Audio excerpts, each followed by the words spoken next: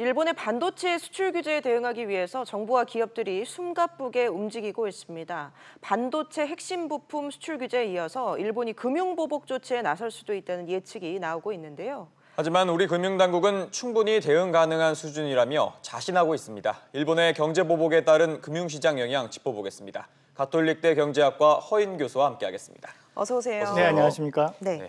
일본의 경제 보복이 산업을 넘어서 금융까지 확산될 수 있다, 이런 우려가 커지고 있는데 구체적으로 일본이 어떤 금융 보복 카드를 꺼낼 수 있는 건가요? 일본의 자금들이 이제 우리나라의 주식시장과 이제 채권시장에 들어와 있고요. 그 기업의 대출을 통해서 일본의 자금들이 우리나라에 들어와 있습니다. 이런 것들을 이제 대출 연장을 해주지 않는다든지 아니면 자본을 회수한다든지 하는 방법으로 영향을 줄 수 있다고 하는 것이죠. 그런데 사실 이제 금융 규제가 이제 될 것이냐, 네. 라는 것을 이제 우리가 살펴보면요. 그동안 이제 정치적인 문제 때문에 그 국가 간에서 규제한 예를 보시면은 방금 이제 우리 뉴스에도 봤습니다만 미국이 이제 이란에 대한 규제, 그리고 미국이 이제 북한에 대한 규제를 볼 수 있습니다. 그러면 이제 국제적인 규제 상황에서 보시면은 무역 규제를 이제 계속 강화하다가 마지막에 이제 금융 규제까지 가는 것을 볼 수 있고요. 예. 금융 규제까지 나온다고 한다면 서로 간의 국가 간의 관계가 굉장히 적대 국가 같은 그런 상황이 되는 것이 아닌가 생각해 볼 수 있겠습니다. 네, 일본이 실제로 금융 보복 카드를 꺼낼 가능성은 어느 정도로 보십니까? 방금 말씀드렸듯이 이제 금융 규제라는 것이 굉장히 포괄적인 규제이고요. 그리고 이제 그 우리나라 금융당국도 지금 인식하고 있듯이 우리나라 거시경제에 영향을 줄 수는 있겠습니다만 그 영향이라는 것이 그 무역 규제에서 미치는 영향보다도 굉장히 적을 것으로 예상되기 때문에 그 카드를 끌어들인다는 것이 쉬운 결정은 아닐 것 같습니다. 네. 자, 일본의 금융보복 우려에 우리 금융당국은 크게 우려할 수준이 아니다. 이 자금을 회수해도 문제가 없다. 이런 입장을 밝히고 있는데요. 실제로 이렇게 좀 우려할 수준이 아닌지 궁금하거든요.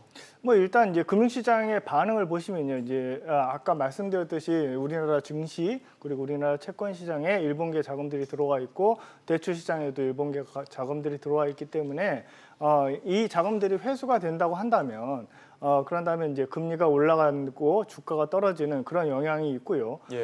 외환 시장에서도 이제 일부 영향이 있을 수 있겠지요. 네. 그렇습니다만 이게 이제 거시경제적으로 전체적으로 그 큰 영향이 있을 것이냐라는 것은 좀 생각해봐야 될 문제입니다. 몇 년 되진 않았습니다만 우리나라의 신용등급이 일본의 신용등급보다 지금 높은 상황이고요. 네.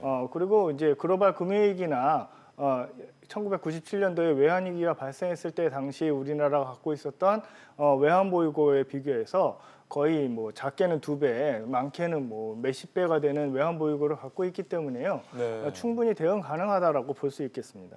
네. 그런데 만약에 이제 일본계 자금이 유출되는 상황이 실제로 일어났을 경우에 파급 효과는 어느 정도나 될까요? 일단 우리나라에서 아까 말씀드렸듯이 이제 주가 하락과 금리 상승이라고 볼 수 있겠죠. 우선 시장 변수가 굉장히 크게 움직일 것이고요. 이런 것들을 대응하기 위해서 뭔가 조치를 해야 할 필요도 있어 보입니다. 그리고 이제 사실 우리나라가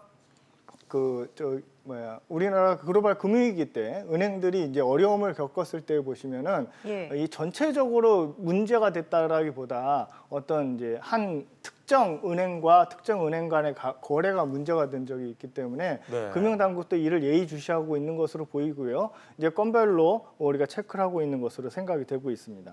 네. 지금 이제 상황을 보면은 이제 97년도 외환 위기 때와는 좀 다르다라는 얘기도 나오고 있긴 하거든요. 근데 이제 외환 시장의 이제 안정화 정책이 좀 아무래도 좀 필요하지 않을까 이런 우려는 드는데 어떻게 보십니까? 지금 이제 97년도 외환 위기 당시랑 비교하면 이제 우리나라 외환 시장 굉장히 이제 견실한 지금 모습을 보여주고 있습니다. 네. 그 당시에는 이제 그 기업들의 부채가 굉장히 많이 있었고요. 그리고 이제 우리나라 외환 보유고도 이제 100억 불이 채 되지 않는 그런 아주 적은 외환 보유고를 갖고 있었습니다.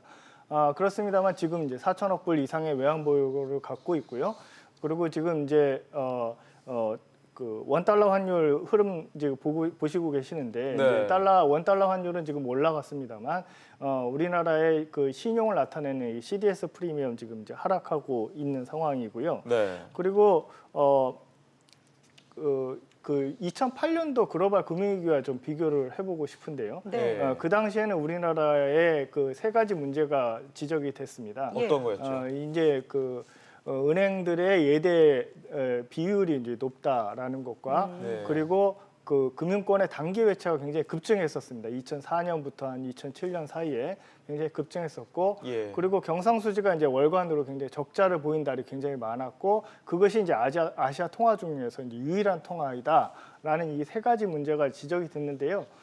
이런 것들이 이제 세 가지 문제 모두 다 금융당국들이 잘 인식을 하고 있어서 단기 외채 같은 경우에는 거시원전성 부과금 같은 그 제도를 도입을 해서 굉장히 그 은행권 부채를 장기로 굉장히 조달하고 있는 상황이고요. 예. 그리고 이제 경상수지는 5월달 경상수지 나왔습니다만 4월달에는 우리가 이제 계절적인 요인으로 배당금 때문에 적자를 보이긴 했었습니다만 계속 지속적인 흑자를 보여주고 있는 상황이고 예대율도 잘 컨트롤되고 있습니다.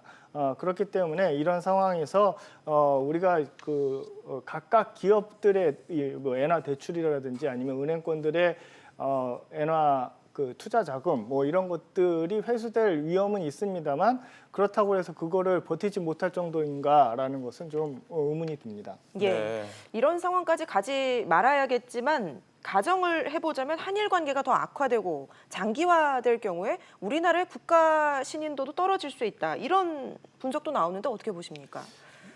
글쎄, 그 아까 앞에서 이제 모두에 말씀드렸습니다만 예. 우리나라 신용 등급은 이제 일본의 신용 등급보다 지금 높은 상황이고요. 예. 우리가 이제 경상수지 흑자와 그리고 이제 그 재정 정책을 잘 유지하고 있기 때문에 우리가 GDP 대비 국가 부채 비율도 일본은 뭐 250% 가까이 되고 있습니다만 우리나라는 이제 40%입니다. 뭐 이런 것들에 비교해 보면 일본이 우리나라를 금융적으로 공격을 한다고 하더라도 우리나라의 그 신용 등급 전체가 이렇게 떨어질 가능성은 굉장히 우리나라 경제가 굉장히 많이 나빠져야 하겠죠. 예. 예, 그런데 이제 그 정도까지 이제 확전되기 거라고 예상하기는 좀 어렵고요. 네. 그렇지 않은 상황이라고 그런다면 충분히 대응 가능할 것이라고 생각됩니다. 네, 사실 우리나라 같은 경우는 대외 개방도가 높은 경제 구조를 가지고 있는 나라지 않습니까? 특히나 외국인 투자 비중이 높은데 이런 점들을 좀 비춰봤을 때 아무래도 또 우려되는 부분들이 좀 더 있지 않을까라는 생각도 들거든요. 예, 물론 이제 말씀하신 대로 이제 우리나라에서 이제 외국인 투자 비중이 이제 증시 같은 경우에는 35% 정도 되고요. 채권 시장에서도 한 15% 정도의 외국인 투자 비중이 있습니다. 그렇기 때문에 이런 것들이 이제 자금이 빠져나간다고 한다면 굉장히 큰 위험이 되겠죠. 그렇죠. 그래서 지금 이제 우리나라 그 한국은행에서 그 금리를 결정할 때에도 사실 우리나라 경제 흐름을 보시면은 굉장히 둔화되는 모습을 작년 말부터 계속 보여주고 있음에도 불구하고 금리를 계속 동결하고 있었던 이유도 이런 자금의 유출 문제 이런 것들을 막기 위해서였습니다. 그런 것들 때문에 그 경제 정책이 좀 한계가 있다라는 것은 인정을 하더라도 그럼 이걸 대응할 수 없을 정도인가라는 것의 부분인데요. 네. 그런 부분은 이제 우리나라 이제 국제금융 당국들이 굉장히 잘 이제 글로벌 금융위기 이후에 잘 컨트롤하고 있기 때문에요. 어느 정도 대응 가능할 것이라고 보는 것이 맞는 것 같습니다. 예, 네. 이번 사태에 대해서 정부도 이제 강경한 입장을 보이고 있고 또 기업들의 움직임도 분주한 상황인데요. 이번 사태를 해결하기 위해서 교수님께서는 좀 어떻게 하는 게 좋겠다고 생각하십니까? 일단 이제 일본의 무역 규제 같은 경우에는 사실은 이제 서로 잘 살겠다라고 하는 규제가 아닙니다. 이제 네. 일본도 굉장히 큰 피해를 볼 것이고요. 우리나라도 마찬가지입니다. 그런데 이제 아까 우리가 지적했듯이 우리나라는 대외 개방도가 높기 때문에 일본에 비해서 그 영향이 굉장히 클 수 있다라는 것이죠.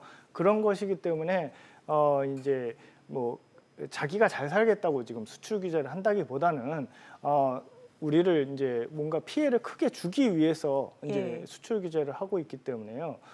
이런 것들이 좀 걱정이 되는 부분이고요. 이런 대화를 통해서 이제 해결해 가야 하는 것이 맞는 것 같습니다. 이런 것을 우리가 대응을 한다고 하더라도 그쪽에서 더 큰 대응을 해올 수 있고 이것은 더 이상 발전되지 않기를 바라고 있습니다. 예, 알겠습니다. 지금까지 가톨릭대 경제학과 허인 교수와 함께했습니다. 말씀 고맙습니다. 고맙습니다. 감사합니다.